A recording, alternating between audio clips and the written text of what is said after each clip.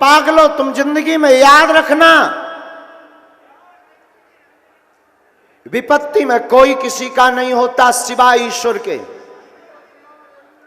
और मेरे पागलों, ये लोग तुम्हें तब मिलेंगे, ये लोग तुम्हारे साथ तब खड़े होंगे, कंधे से कंधा मिलाकर तब चलेंगे जब तुम्हारी जिंदगी में चमक और नोट जेब में पड़े हुए दिखाई पड़ेंगे।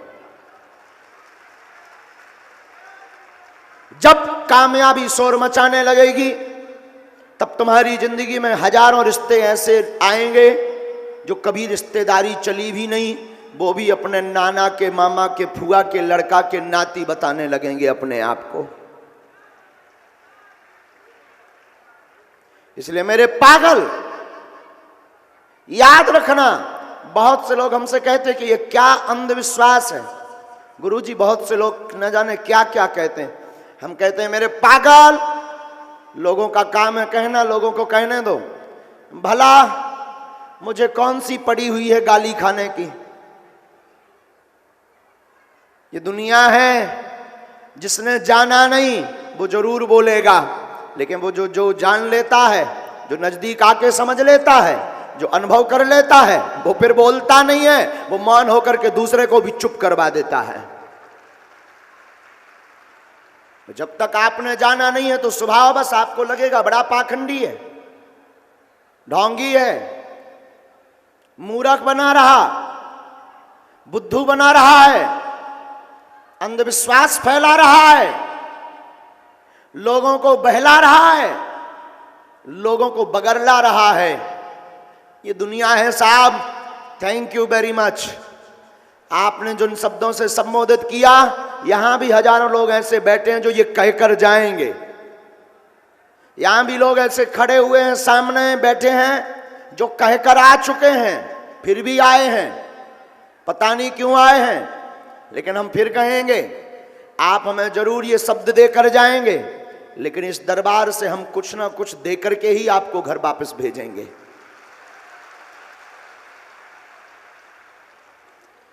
क्योंकि ना तो हमारी कोई निजी दुकान है, ना तो हमें आपसे सम्मान चाहिए, ना हमें आपसे प्रमाण पत्र चाहिए कि हमारे पास शक्ति है या नहीं, ना हमें प्रदर्शन करने के लिए हमारा कोई दरबार लगता है। याद रखना मेरे पागलों, बागेश्वर धाम का दरबार सिर्फ और सिर्फ राम नाम के प्रचार के लिए लगता है, और ये करके ही छोड़ेंगे। स्वार्थ के वशीभूत सही, पूरी जिंदगी भले ही तुम राम राम नहीं जपते, लेकिन जब तक पर्चा नहीं बन जाता तब तक तो जपते हो प्यारे। इतनी देर में ही हमारा काम हो जाता है। आज इतनी देर जपा, कल फिर कभी खबर आएगी तो कल फिर जपोगे, फिर जपोगे। धीरे धीरे तुम्हें किसी गुरु की जरूरत नहीं पड़ेगी, किसी दरबार की जरूरत नहीं पड़ेगी, तुम जहां रहोगे वही दरबार बन जाएगा। एक यह प्रयोग है। लेकिन दुनिया बहुत अजीब है मेरे लोगों, बहुत अजीब है। इस जमाने में लोग कहने से चूकेंगे नहीं, और यहां पर बैठे हुए पागलों से कहेंगे तुम इनकी बातों को सुनना भी मत करो, इग्नोर कर दिया करो। ये बिल्कुल बोलेंगे, इनको कोई काम नहीं है, इनको बोलने का ही काम है, ये बोलेंगे। अभी तो ना जाने क्या क्या कहेंगे, अभी तो न जाने क्या क्या बोलेंगे। अभी तो सिर्फ यहीं तक सीमित हैं कि ये तो पाखंडवाद है, अंधविश्वास है। मेरे पागल, कभी मौका मिले यहां आकर बैठना, समझ में आ जाएगा कि पाखंडवाद क्या है और अंधविश्वास क्या है। कोई धमकी नहीं है। आप सोचो कि गुरुजी धमकी देते हैं, हमारी कोई धमकी नहीं है। साधु की गद्दी कभी धमकी नहीं देती, ये सन्यासी बाबा की गद्दी है। स्वीकार करो तो ठीक है, ना करो तो ठीक है। हमें आपकी बातों से कोई फर्क भी नहीं पड़ता कि आप हमारे लिए क्या बोलते हैं। इन पर हम बहुत ज़्यादा टाइम बर्बाद भी नहीं करते हैं। हम तो ये सोचते हैं कि हम क्या कह रहे हैं,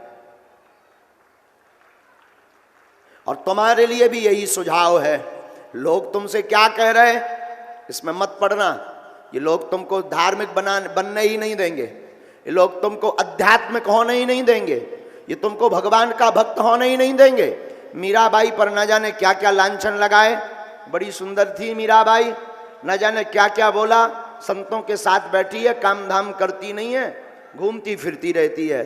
सूरदास को न जाने क्या क्या कहा, रविदास को, रैदास को न जाने क्या क्या कहा, जाति सूचक शब्दों से भी अपमानित किया।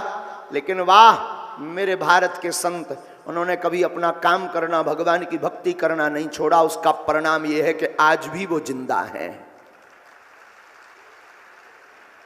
और जो छोटी छोटी बातों में बहक जाया करते हैं मेरे साधुओं, वो ज्यादा देर जिंदा नहीं बच पाते हैं, वो बहुत जल्दी अस्तित्व से शून्य हो जाते हैं। हमसे लोग कहते हैं महाराज बहुत से साधु महात्मा आपका विरोध करते हैं, बहुत से लोग मिशनरियां आपका विरोध करती हैं। सबको तो डर है कहीं दुकानदारी बंद ना करवा दे ये आदमी।